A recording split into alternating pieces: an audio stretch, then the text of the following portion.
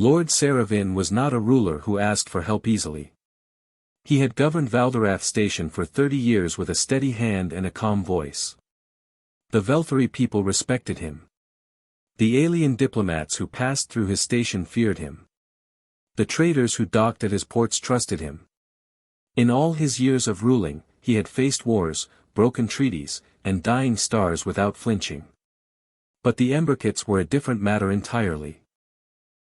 They had arrived 6 months ago, a gift from the High Council of Velthar as a symbol of his continued power and honor.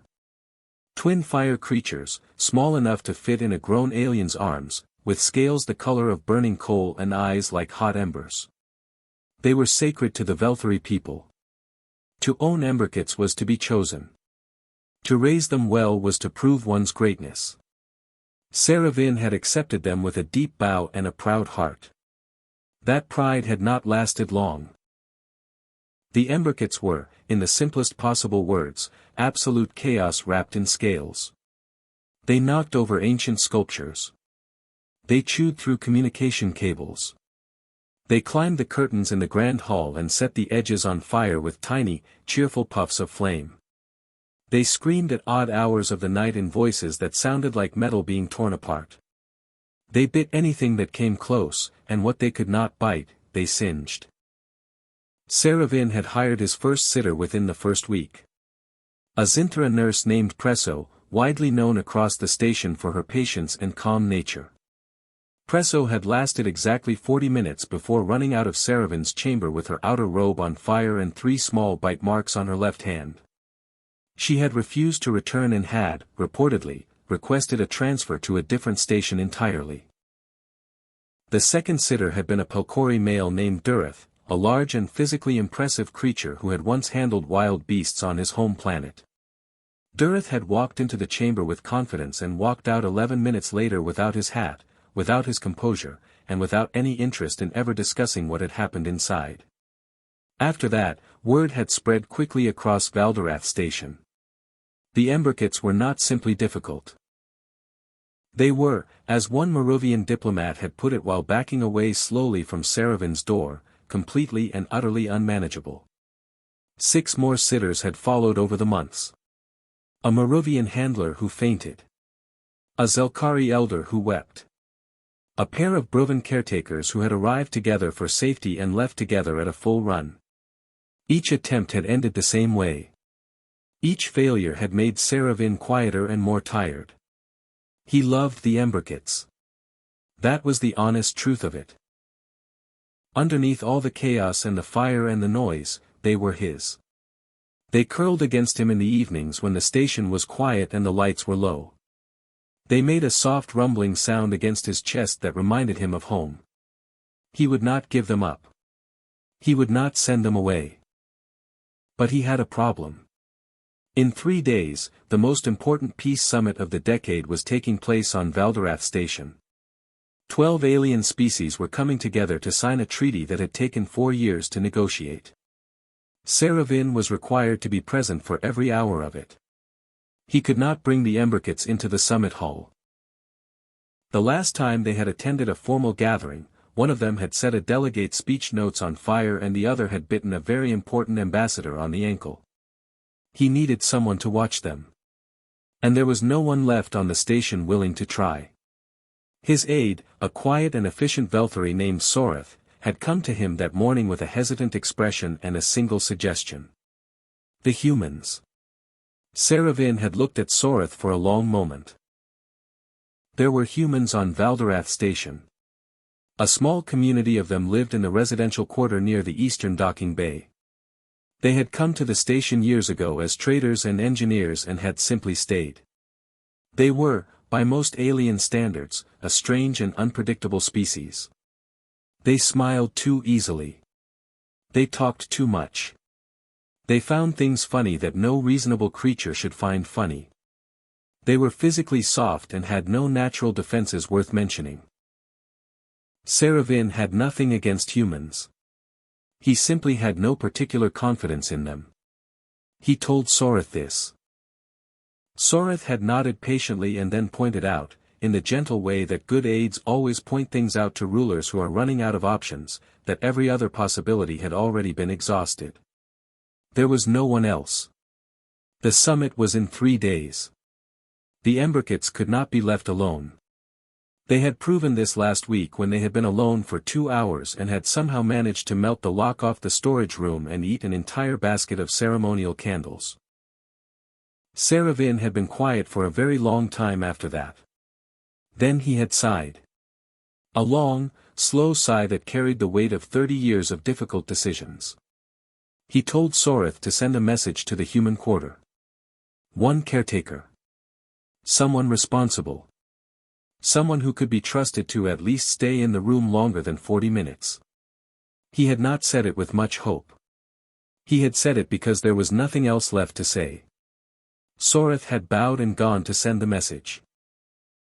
Seravin had walked back into his chamber, where the Emberkits were currently attempting to push a very expensive ceremonial vase off a high shelf, watching it wobble with intense and delighted focus. He stood in the doorway and watched them for a moment. One of them noticed him and made a small sound, somewhere between a chirp and a growl, and then went back to the vase. Seravin walked over carefully, lifted the vase, and moved it to a higher shelf. The Emberkit that had been pushing it looked up at him with glowing eyes and made the sound again, louder this time, as though making a complaint. He looked down at the small creature. It looked back up at him. He had 3 days to find a solution. He had tried everything he could think of. He had hired the best, the most experienced, and the most fearless caretakers the station had to offer. Every single one of them had failed. Now he was sending a message to the humans. He told himself it was a practical decision. It was simply the last option available. Whatever happened next was simply a matter of necessity. He almost believed it. The message had gone out to the human quarter the evening before, and the reply had come back within the hour. One name. Clara. Soreth had brought the reply to Seravin with a small note attached. Clara was 24 years old. She had worked with children on her home planet before coming to the station. She had experience with animals. She was described by the human community leader as calm, responsible, and unusually good with difficult situations. The community leader had also added, at the bottom of the note in smaller writing, that Clara was the best they had and that they hoped Seravin would treat her well. Seravin had read the note twice and then set it down without comment. The next morning, he stood near the entrance of his private chamber and waited. The Emberkits were behind him somewhere, already awake and already making noise. One of them had knocked something over in the back room. He had not gone to look. He had learned, over 6 months, that sometimes it was better not to look. The door signal chimed softly. Seravin straightened. He clasped his hands behind his back in the formal way he always did when receiving visitors.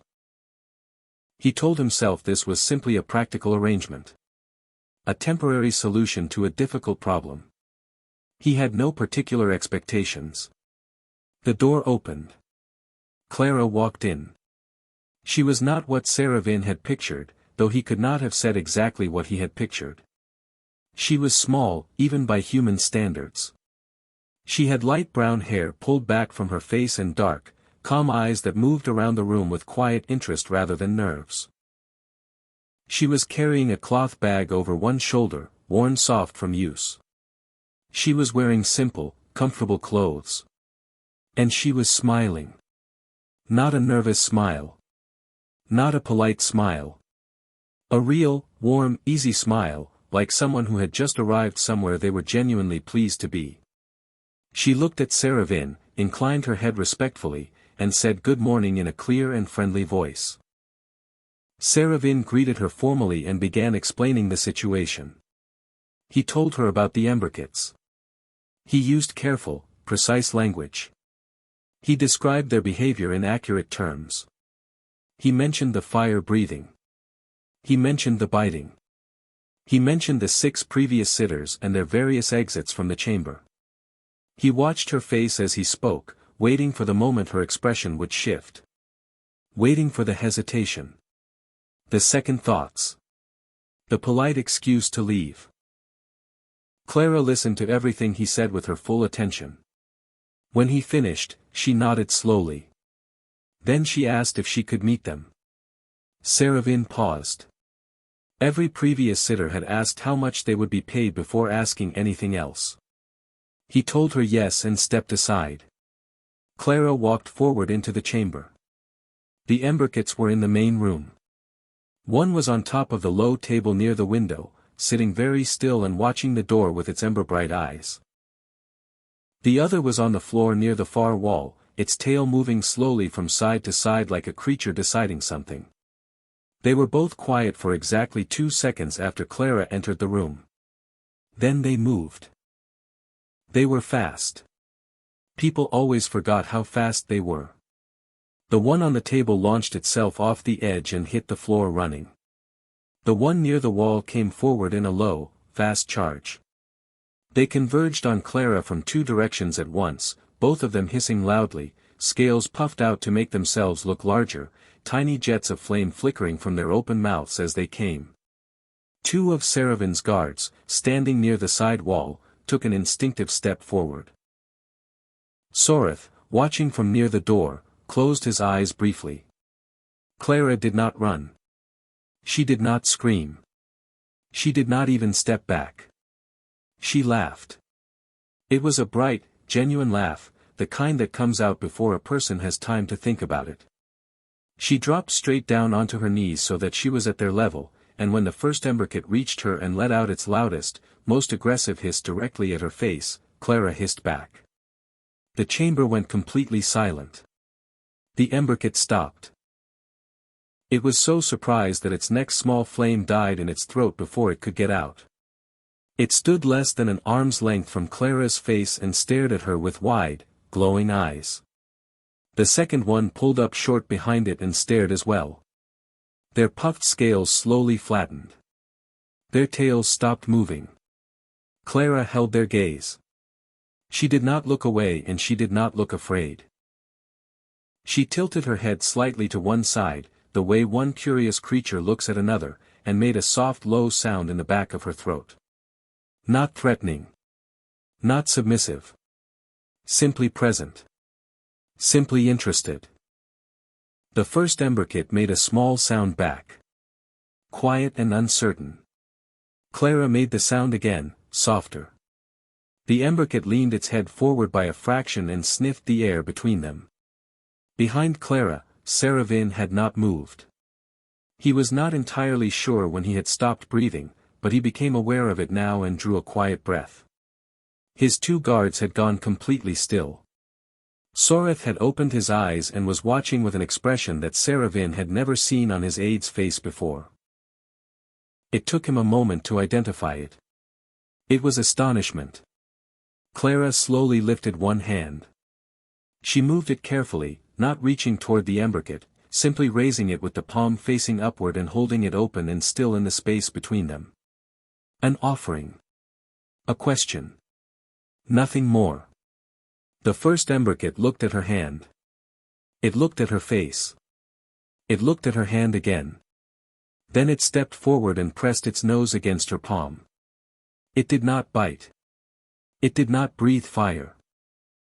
It simply stood there with its nose against her hand and made a sound that Seravin had heard only a handful of times in 6 months. A low, rumbling, almost questioning sound. The sound they made sometimes in the evenings when the station was quiet and they pressed against his side and the world felt calm. The second Emberkit crept closer and sniffed her knee. Clara stayed perfectly still and let them take their time.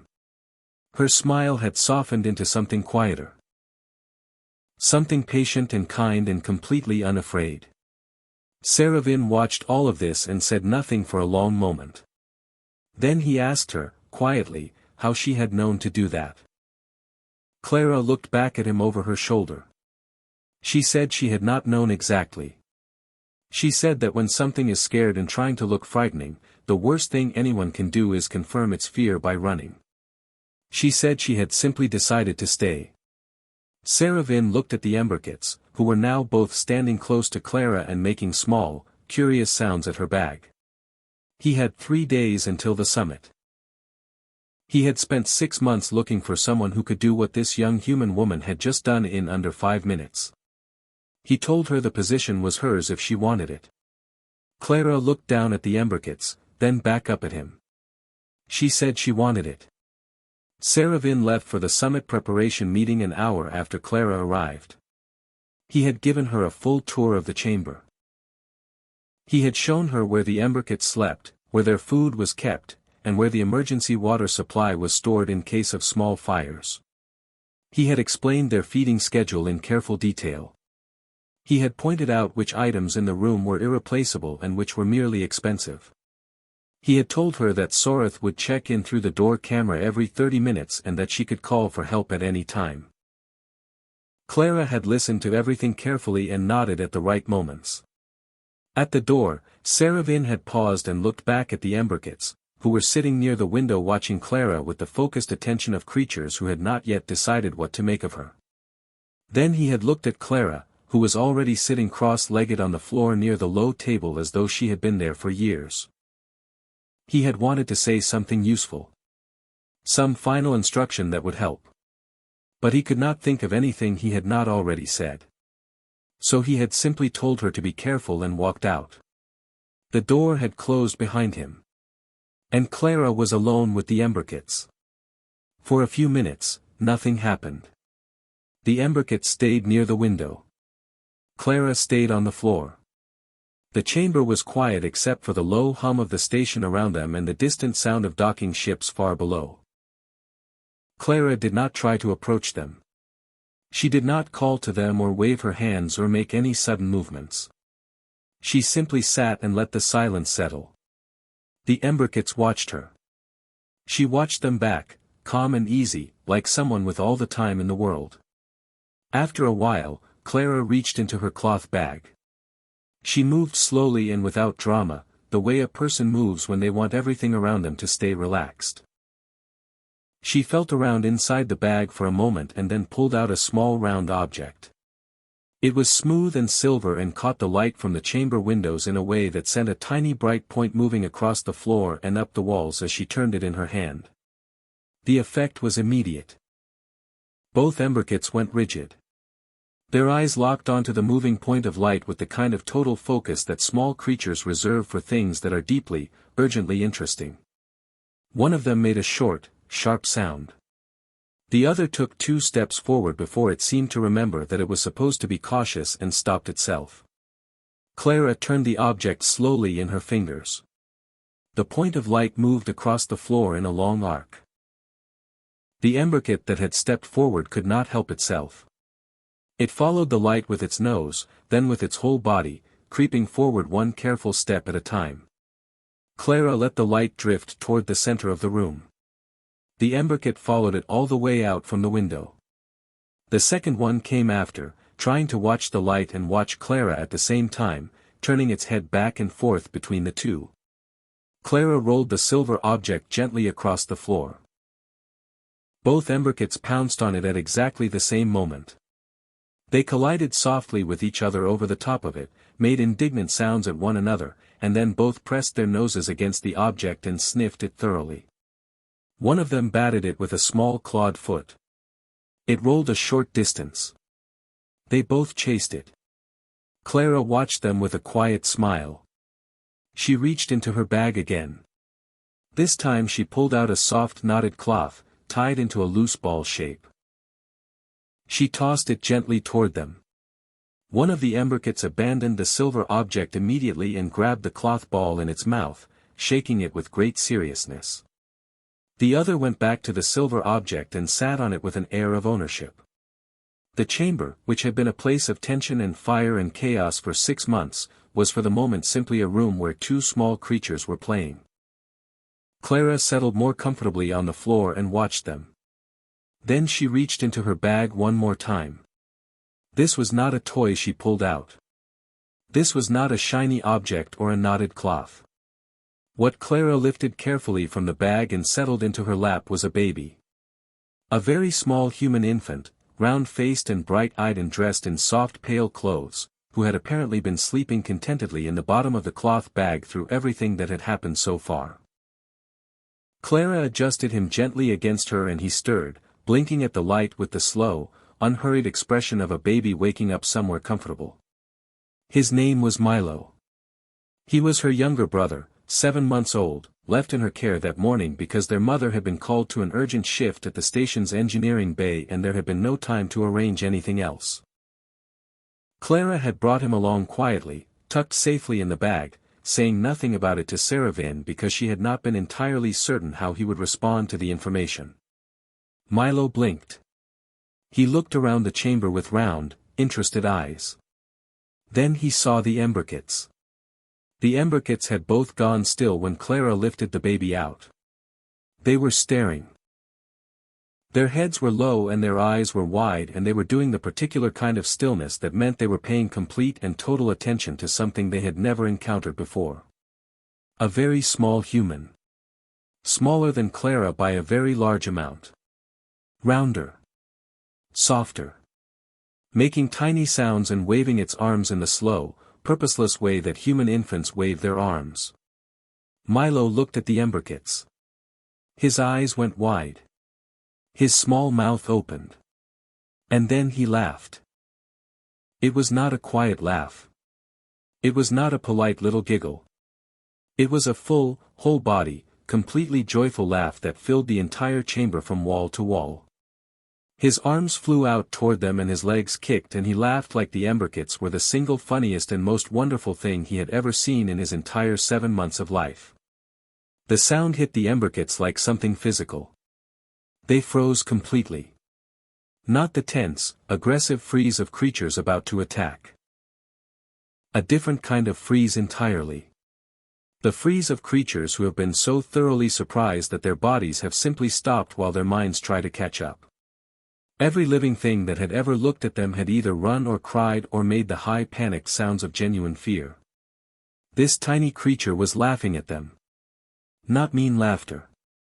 Not frightened laughter. Pure, open, delighted laughter, as though they were the best thing that had ever happened to him. Milo reached his small hands out toward them, fingers opening and closing, wanting to touch, wanting to be closer, completely unaware that he was supposed to be afraid. The Emberkits stood perfectly still and stared at him. And for the first time in 6 months, they did not hiss. They did not breathe fire. They did not make the tearing metal scream that had driven every sitter from the room. They simply stood there, wide-eyed and silent, and looked at this tiny laughing human who was reaching for them like they were something wonderful. The stillness in the chamber lasted for a long moment. Milo was still reaching. His small arms stretched toward the Emberkits with the simple and total confidence of a baby who has never been told that anything in the world is dangerous. His fingers opened and closed in the air between them. He made a soft sound, somewhere between a word and a hum, and kicked his legs against Clara's lap with quiet excitement. The Emberkits did not move. Clara watched them carefully. She kept her own body relaxed and her breathing slow.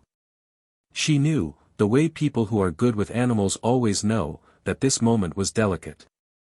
Not dangerous, but delicate. Like a thread pulled almost tight. She did not speak. She did not reach out. She simply held Milo steady and let the moment find its own way forward. The Emberkit on the left moved first. It came forward 1 step. Then another. Its head was low and its eyes were fixed on Milo with an expression that was nothing like the aggressive focus it usually wore. This was something different. Softer. More uncertain. Like a creature approaching something it wanted very much to understand. It stopped just beyond arm's reach and stared at Milo's waving fingers. Milo stared back at it. Then he laughed again, shorter this time, a bright little burst of sound, and reached harder toward the creature. The Emberkit flinched at the sudden sound. Then it stayed. It did not run. It stood its ground and let the laughter wash over it and then, slowly, it stretched its neck forward until its nose was very close to Milo's outstretched fingers. It sniffed. Milo went very still for exactly 1 second, which was unusual for him. Then he made a grabbing motion and his small fingers brushed the top of the Emberkit's nose. The emberkit pulled back an inch. Blinked. Then it pushed its nose forward again and let Milo touch it a second time. The second emberkit watched all of this from a short distance. Then it came forward as well, not wanting to be left out of whatever this was. Clara let out a slow, quiet breath. What happened next came by accident, the way the best things often do. The first emberkit, emboldened by Milo's touch and perhaps feeling something like excitement, drew a small breath and puffed a tiny flame into the air to the side. It was a small flame. Barely larger than a candle. It flickered orange and gold for a moment and then disappeared. Milo saw it. His entire face changed. His eyes went enormous. His mouth opened wide. And then he clapped his hands together with a sharp little smack and laughed so hard that his whole body shook with it, and he pitched forward against Clara's arm and laughed like the small flame was the greatest achievement any living creature had ever produced.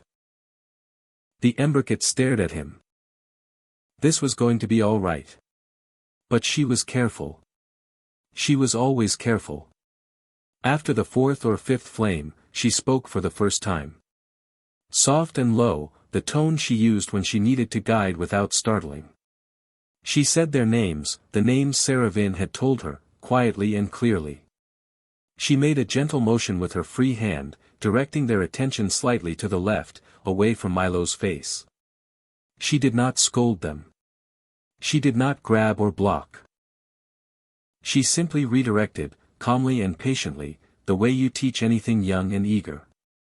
Flame over here, not over there. This direction, not that one. The emberkits were not used to being spoken to that way. They were used to shouts and flinching and running feet. They looked at her when she spoke with something like surprise. But they also listened. Because she was calm. Because she was not afraid. Because somehow her voice made the room feel like a safe place to try things and get them slightly wrong and try again. She repeated the redirection every time. Soft words. Calm gesture. Same tone. Never louder, never sharper. Just steady and clear and patient. By the 10th flame, both emberkits were angling their fire neatly to the side without being redirected at all. Clara noticed. She smiled and said something warm and approving in a quiet voice. She did not make a big performance of it. Just a word and a tone that meant well done. The emberkits both looked at her when she said it, and the one on the left made the low rumbling sound she had heard once before. The evening sound. The calm sound. Milo, for his part, was tireless. He clapped and laughed and reached and grabbed, and at some point managed to get a firm hold of the second emberkit's tail, which curled around his small fist rather than pulling away. The emberkit looked at its own tail in Milo's grip, looked at Milo's delighted face, and then simply sat down next to him as though this was a perfectly reasonable development. Time passed without anyone noticing. The afternoon light through the chamber windows shifted from bright white to something softer and warmer. Milo's laughter came slower and slower. His eyes, which had been wide and shining for so long, began to droop. His grip on the emberkit's tail loosened. His head tipped forward once, then again. Clara moved carefully and laid him down on the soft floor cloth she had spread out earlier.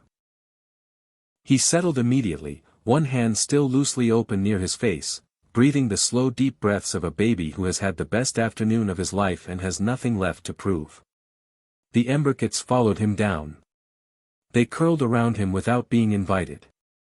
One pressed against his back, warm as a hearthstone. The other settled near his feet, its tail curved inward. They made no sound. No hissing. No fire.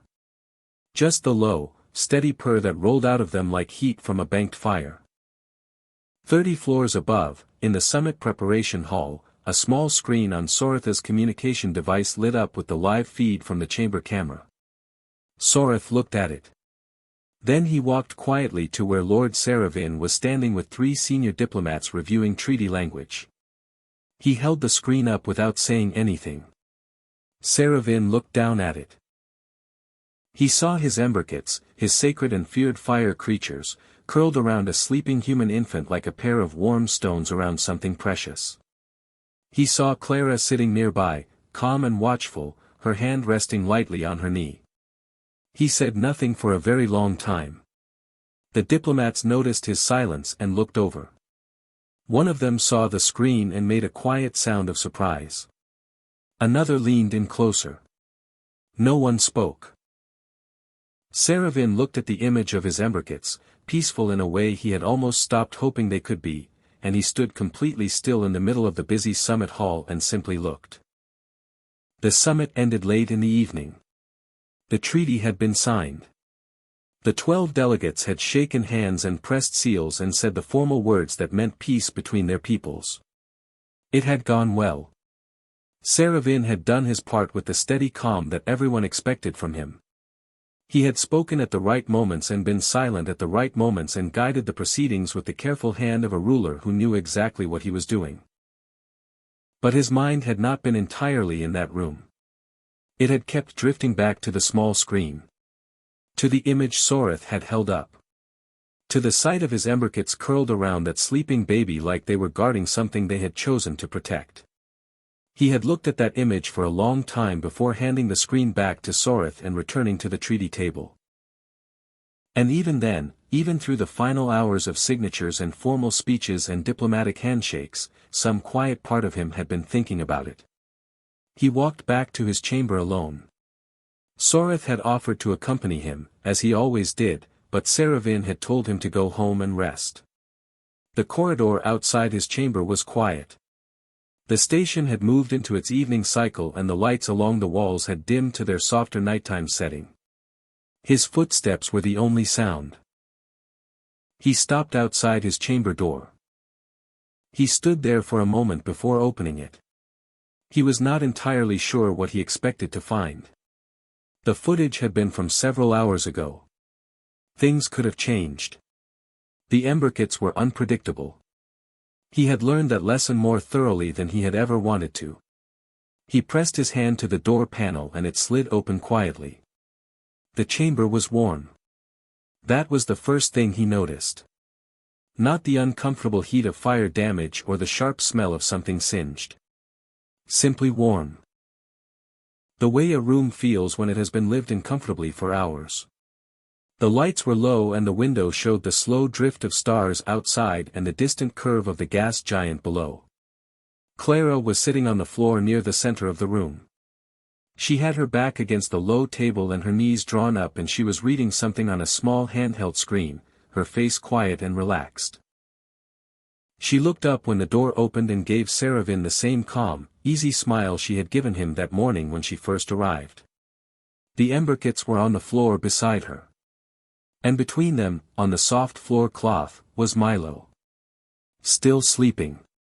His small chest rising and falling with the slow rhythm of deep, untroubled sleep. One of the Emberkits was pressed against his left side, its scales warm and its eyes half closed.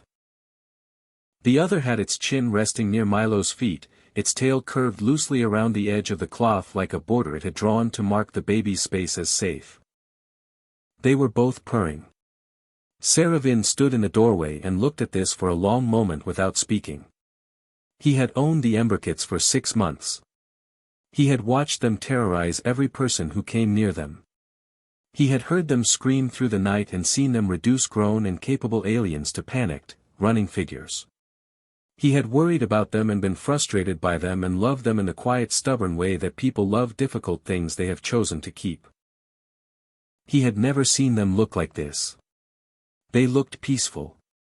Genuinely, completely peaceful. Like creatures who had found something they had been looking for without knowing they were looking for it. He stepped inside and the door slid shut behind him. Clara moved to stand but he shook his head slightly and she settled back.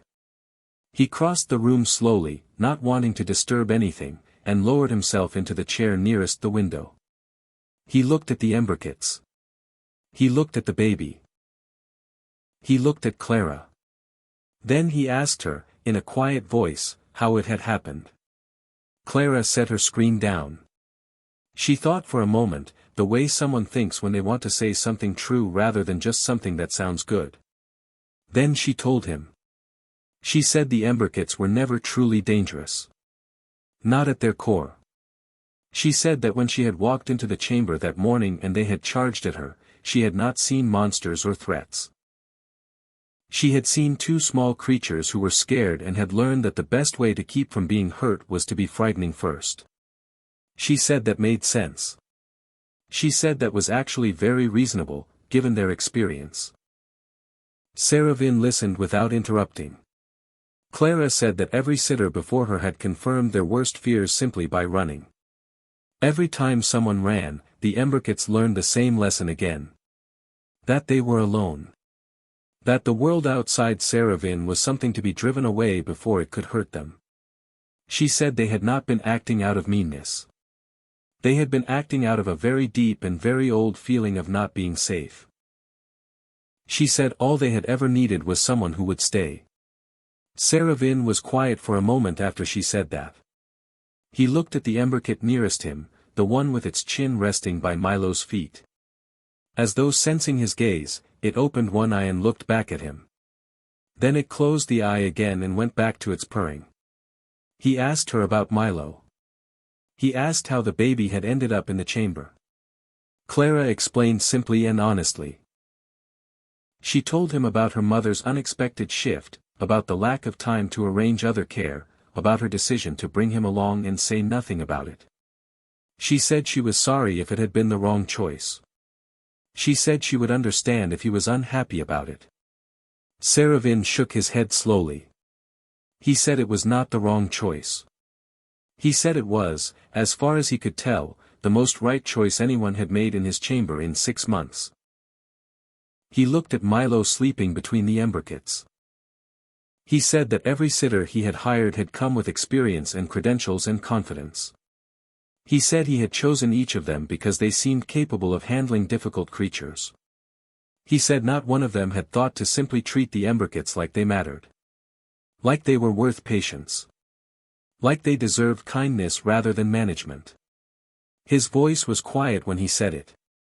Not sad exactly. But carrying something heavy. Clara did not say anything for a moment. Then she said that it was not the sitter's fault either. She said the Emberkits had not made it easy to see past the fire and the noise to what was underneath. She said it had taken Milo, who could not see anything except what was right in front of him, to get past all of it without even trying. Seravin looked at her. Then something shifted in his face. Something that was not quite a smile but was close to it. He told her he wanted her to stay. Not just for the summit. Not just for difficult days when no one else was available. Permanently. As the official caretaker of the Emberkits, with a proper place in his household and everything that came with it. A title. A residence on the station's upper level. A stipend that reflected the importance of the role. He said no non-Velthari had ever held such a position. He said he did not care about that. He said she had earned it in a single afternoon in a way that no one else had come close to in 6 months. Clara looked at him for a moment. Then she looked down at the Emberkits and at Milo sleeping peacefully between them. She said yes. By the next morning, the story had moved through Valdorath Station the way good stories always move. Quickly and with enthusiasm and growing slightly in the telling. The delegates who had attended the summit heard it from Soratha's staff. The traders near the docking bay heard it from the delegates. The aliens in the residential quarters heard it from the traders. Each time it passed from one person to the next it carried the same note of pure disbelief. The Emberkits. Purring. Around a sleeping human baby. Some of them did not believe it until Sorath quietly confirmed it was true. Some of them believed it immediately because they had always suspected that humans were capable of things that did not make sense by any reasonable measure. Some of them simply shook their heads and said nothing, because there was nothing useful to say when the world turned out to be stranger and warmer than you had expected. In the chamber, as the morning light began to come through the windows, Milo woke up. He opened his eyes and looked around and found the Emberkits exactly where they had been all night. He looked at the one on his left. It looked back at him. He looked at the one near his feet. It lifted its head and regarded him with calm, glowing eyes. Milo smiled the slow, certain smile of someone waking up somewhere they feel completely safe. Then he reached out his small hand. And the emberkit pressed its nose into his palm.